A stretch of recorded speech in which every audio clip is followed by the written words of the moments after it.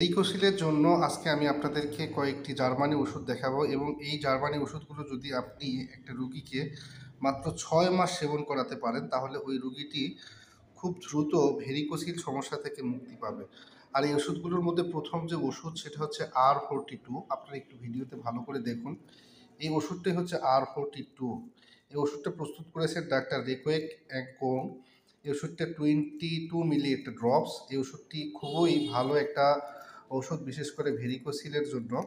এবং এরপরে যে ওষুধটা রয়েছে সেটা হচ্ছে ভেনোর বিস বা অ্যাডেল 44। এই ওষুধটি প্রস্তুত করেছেন পিকানা ইন্টারন্যাশনাল জার্মানি কোম্পানি। এটাও জার্মানি ওষুধ।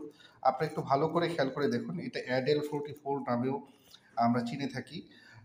এরপরে আরেকটি ওষুধ আছে, সেটা হচ্ছে ক্যালক্রিয়া ফ্লোর 12 এক্স। এই ওষুধটি জার্মানি ওষুধ এবং এই ওষুধটি একটা ট্যাবলেট এবং এই ওষুধটি একই সাথে ভেরিকোসিল সমস্যা এবং যত ধরনের টিউমার সমস্যা আছে এবং চোখের যদি কারো চোখে কম দেখে, দৃষ্টি দুর্বলতা হয়, তাদের জন্য এই ওষুধটি খুবই একটা পারফেক্ট এবং কার্যকারী ওষুধ।